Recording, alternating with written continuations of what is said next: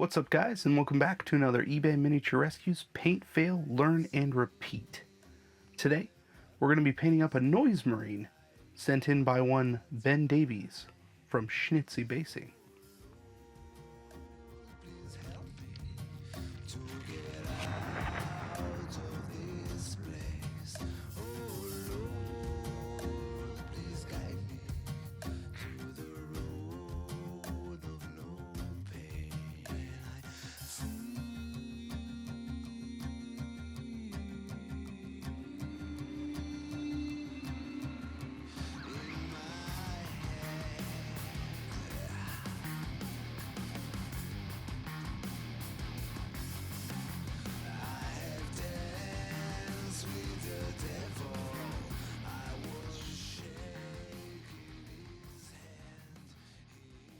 So a while back, Ben friended me on Facebook and noticed that I really enjoyed playing music.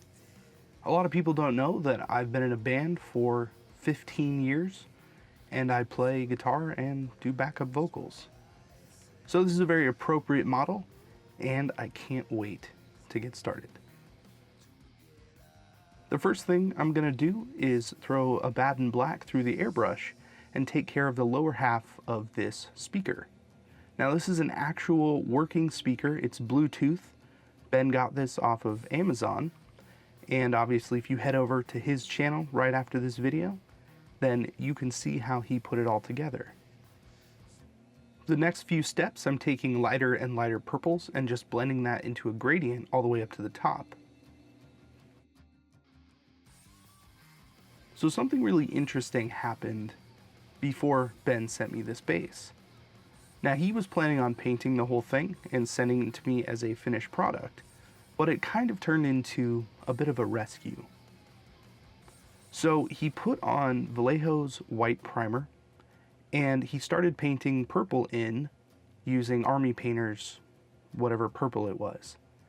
Apparently, and this was confirmed by some Warhammer store staff members after he couldn't figure it out, if you put Army Painter paints specifically over Vallejo white primer, then it repels that paint for some reason. And it's apparently only specifically to the white, but be careful of that. Finding out this information kinda makes me want to switch from Vallejo's primer altogether. I like their primer. It's thin, it goes on nicely, and it dries quickly. But if there's any chance that paint could do this at any point, it's probably time to switch. One of the challenges that Ben had set for me in painting this model was to get as close to the box art as I possibly could. So naturally, I started with Vallejo's black metallic, which doesn't appear anywhere on the Games Workshop box. Then I highlighted it with Vallejo Metal Colors Dark Aluminum. The reason that I went for this instead of the traditional look for these noise marines is that you're not really going to see the backpack a whole bunch because this is a display model, and I wanted to do some fun things. So I added a little bit of turquoise into that metallic paint, and I just started to build a gradient on the bottom end of that backpack. And in case you're wondering, for the rest of the model, I'm pretty much going to stick as close as I can to the box art. With Calidor Sky, I'm going to take care of all of the blue armor. And we're going to start with this as a base coat, really light over the zenithal highlighting that I did on each of the pieces to try and preserve some of those shadows. If you're unfamiliar with zenithal highlighting, in a nutshell, it's priming your models black and then hitting it from the top with a lighter coat of white or gray. Using Lothern Blue, this is going to be the first highlight to all of the blue areas. It's a nice step up from that other blue, and we're just going to try and create that gradient, leaving a lot of that blue and black behind, and eventually get all the way up to white. Lowering the PSI on the airbrush and getting in pretty close with this white ink is going to give us that really nice white without too much speckling or any kind of overspray. Using a back and forth combination of Troll Slayer Orange and Vallejo's Moon Yellow, I'm going to set up the gradients on both of the legs and the left shoulder pad for the leopard print. I decided to mask off the feet and the upper part of the leg because they're eventually going to be different colors, but this was a mostly unnecessary step. So I took it off and then I just kept going with that gradient. I was working back and forth a little bit. It wasn't too bad, the yellow went over the orange nicely, but you just have to make sure to go pretty slow with that yellow and just build it up over a few really thin layers.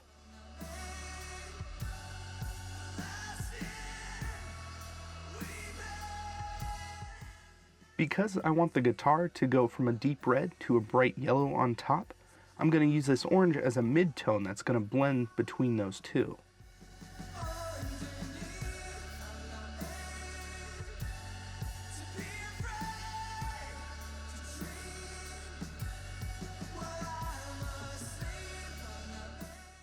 With corn red, I'm going to airbrush the bottom of the guitar and create that pretty nice gradient from that dark red all the way up to that yellow.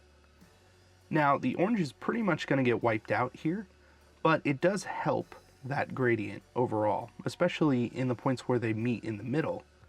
And there are a few spots where you can still see some of that orange, so it kind of covers up any places that I didn't hit with yellow or red. Vallejo metal color copper and dark aluminum are going to be used to fill in the metallics on the guitar. Right away, you're probably going to notice that the flames on the guitar have been painted. Now, I really wanted to try non-metallic metal, and I really don't have any experience whatsoever. I watched a few different videos. Most of them dealt with cylinders and swords and, other kinds of shapes, nothing like this specifically. And it worked out alright. I like the look that it gave. I don't think it looks like metal, but it was a pretty cool look and not too dissimilar from the box art, so I kept it. And I'm not including any of that footage in this video because I don't think it's information worth sharing. It was mostly me slinging paint for 45 minutes trying to make it look like something. Either way, I'd love to know what you think down in the comments. With a 50-50 mix of Vallejo white and Flash Kits yellow, I'm going to edge highlight the entire guitar, and that's going to create a really nice kind of edge banding around the whole thing.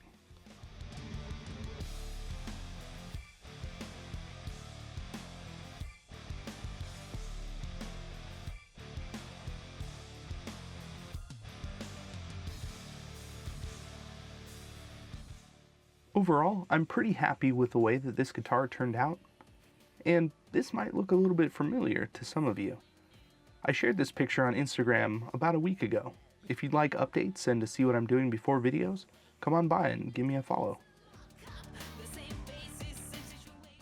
Jumping back in with dark aluminum, I'm going to take care of all of the trim on the shoulder pads, and then there are a few little bits around the entire model that need to be a dark silver.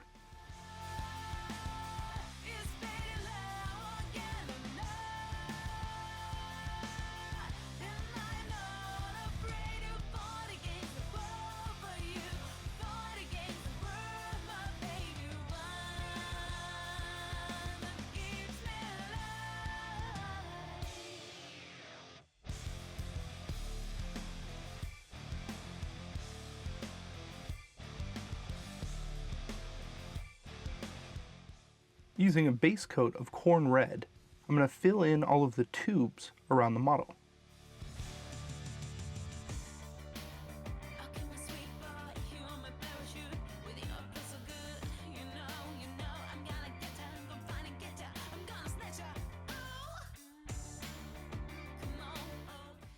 Using Fire Dragon Bright, fairly watered down, I'm going to highlight the ends of each of those tubes where they connect to something else.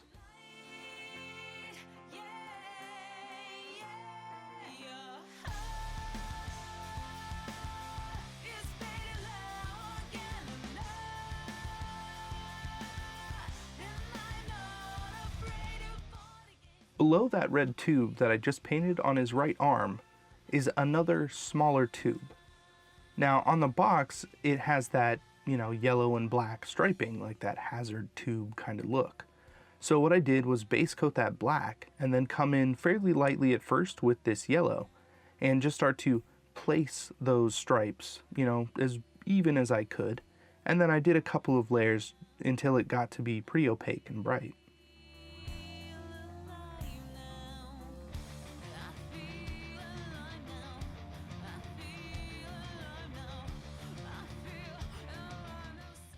And of course, this wouldn't be some sort of Space Marine without edge highlighting, so I used Citadel's Blue Horror to edge highlight all of the blue armor.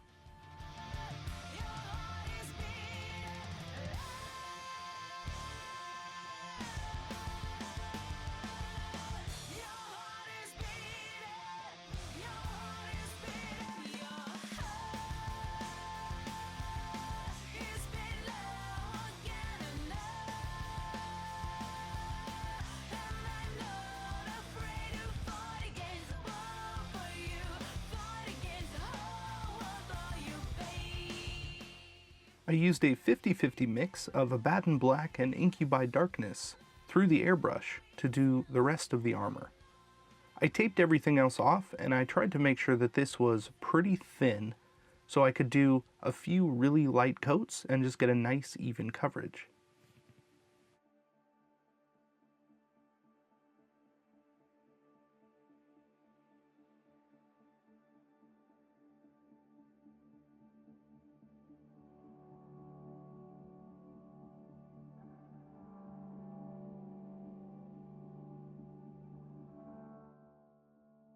With Doombull Brown, moving on to Scrag Brown, and then continually mixing in a little bit more Kislev flesh. I'm going to take care of all the leather straps and the pouch. The idea behind this is that I zenithly primed everything, including this pouch.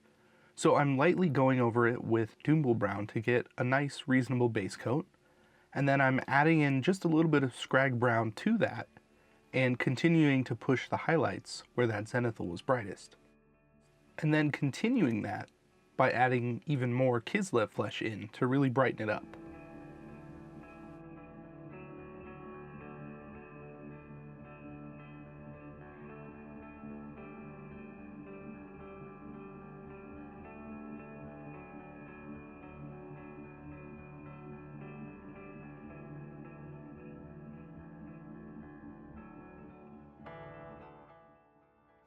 Now that that leather's done, we're going to move on to the backpack. And I'm going to do something a little bit different than normal. I want to try a slightly different format where I want to show exactly what it looks like and then tell you how I got there. On the wet palette, I added Calidor Sky, Lothern Blue, and Vallejo's White.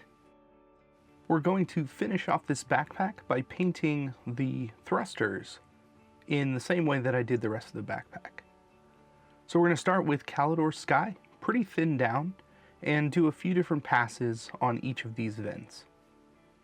After that's dry, we're going to load up the brush with some Lothern Blue, still fairly watered down, and we're going to try and control this and make sure that it's basically in the middle third of each of these thrusters. So we're just lightening that up in the middle to try and get it to look a little bit hotter. Now, because this blue is a little bit brighter, and because we're watering it down quite a bit into a glaze, it's really going to mute out on top of that darker blue. So we have to do a few different passes. The first few passes, really lightly, we're going to make sure everything is in the recesses, and once that dries and we start to really see that color showing through, I want to really try and focus on just the raised details. And that's really going to brighten that up. Coming back to our wet palette, we're going to start to mix that Lothern Blue into the white.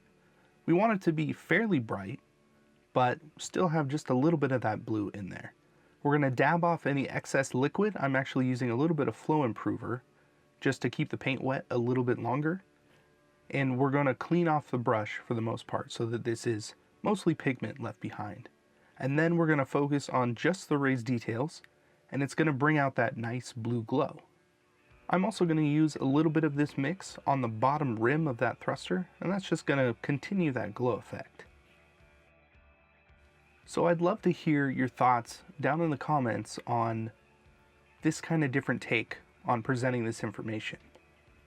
Do you prefer just paint coming up and, I'm saying here are the colors that I'm using and you can interpret how that's done, or do you prefer the wet palette and application? Just let me know. So there are a few parts on this model that are fairly bright green. And on the back of the box, it says to start with Inky by Darkness and kind of move up from there. So that's what I'm doing. We're starting with Inky by Darkness on this kind of adornment on the shoulder pad, and I'm just filling it in as a base coat. Then coming in with a pretty thin glaze of Escorpina green, I'm going to go over all of the raised details and just do it in a few different passes to get that nice bright green going.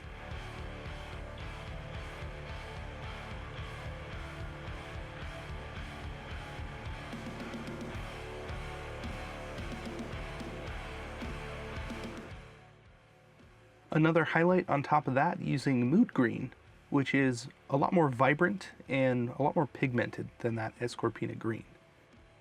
This pretty much finishes up the green for this piece. The other parts on the model that are green are the feet, and I will be painting them in pretty much exactly the same way.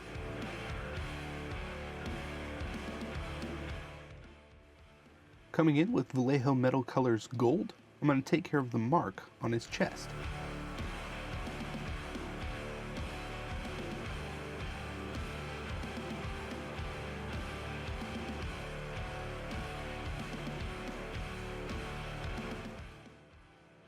Alright, now it's time to get a little bit brave with Rhinox Hide and Scrag Brown. On the left shoulder pad and both of the legs, there's supposed to be leopard print. So I'm going to do a pretty thin layer of Rhinox Hide, and I'm going to make sure it's a little bit darker around the edges and towards the bottom, and then I'm going to come back in with Scrag Brown and fill in the centers with that orangey brown.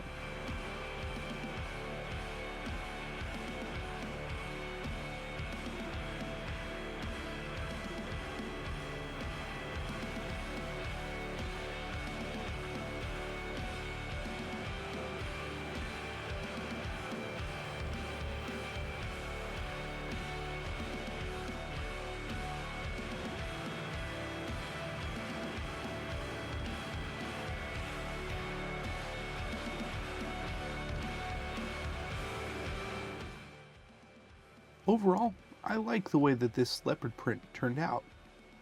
Now, it's always a shame to cover up, some nice airbrush work with not so good freehand, but in this case, it's supposed to kind of look a little random and a little spotty, and it worked out. If I were to paint another one of these Noise Marines, the only thing that would change is probably making the spots a little bit smaller and spread apart. With Vallejo's dark green, I'm going to start filling in the hair on the helmet. This is pretty much the last piece that we have to do before final assembly, and probably some of the most intensive work, because we're going to have to be changing colors out so often. So we started with dark green, and then I'm going to switch to moon yellow, and go about halfway down the hair and kind of highlight that green just a little bit.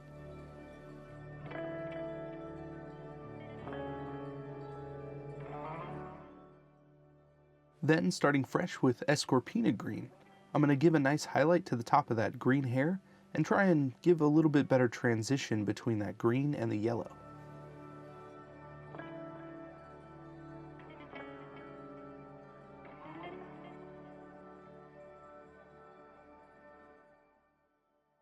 Again, cleaning out the airbrush and starting fresh with Troll Slayer orange, I'm going to do the rest of the hair. So it's just going to go from the yellow all the way to the front. Now this is going to cover up quite a bit of that yellow, but I like the transition and the contrast a little bit better between the green and the reddish orange. Now it's not going to cover up the yellow entirely, but using Mephiston red, we're going to blend that into the orange, and the red to green is going to be a little bit quicker of a transition with just a little bit of yellow right in the middle. Using a base coat of gray cere followed by Corax white, I'm going to fill in all the details on the helmet. All of the other details, besides the actual helmet itself, were painted according to all of the other colors I used for the same items on the rest of the model. Using Incubi Darkness thinned down quite a bit through the airbrush, I'm going to take care of the front of the face mask.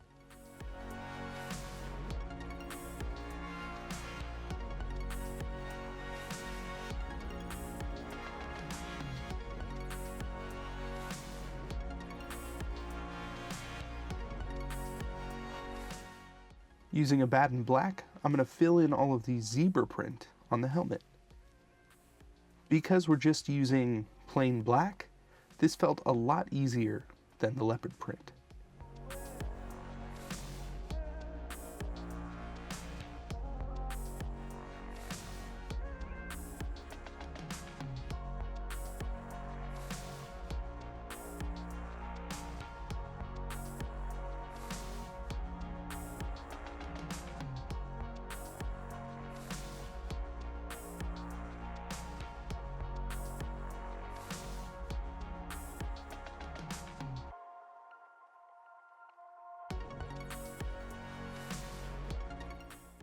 So this isn't the first time that I've actually done a collaboration with Ben.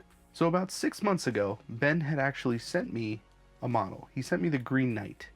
And that was a really fun project to work on, and a lot of people asked where that base came from.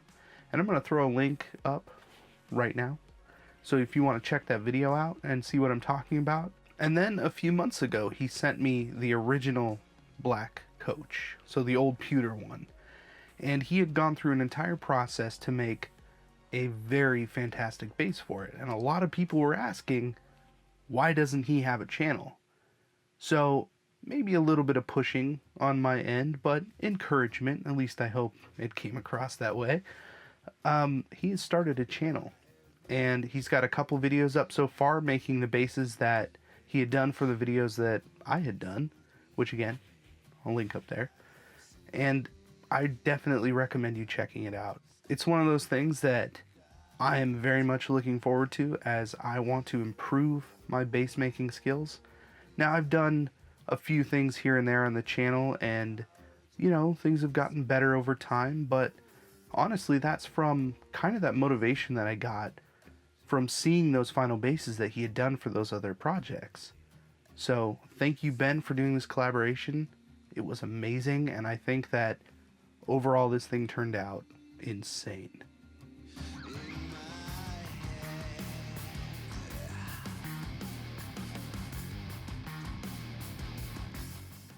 Honestly, I am pretty ecstatic at the way that this whole thing turned out. The base is a real working speaker. It's Bluetooth, so I can hook it up to my phone, listen to music and podcasts while I paint. And I don't know, I feel pretty good about the model. This is probably the first time I've tried to really get in there and paint something as close to the box as possible. Now, there were a few artistic licenses taken, but overall, I think it's a pretty close match. Do not forget to go check out Schnitzy Basing and see how Ben made this base.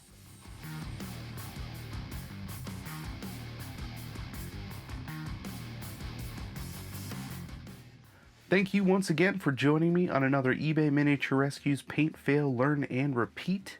If you enjoyed something about this video, please consider liking, sharing, and subscribing, as it really helps out the channel. And if you'd like to go even further and support this channel and continue its rescuing endeavors, I have a merch booth just below with t-shirts, mugs, and stickers featuring the ever awesome Super Dapper Orc.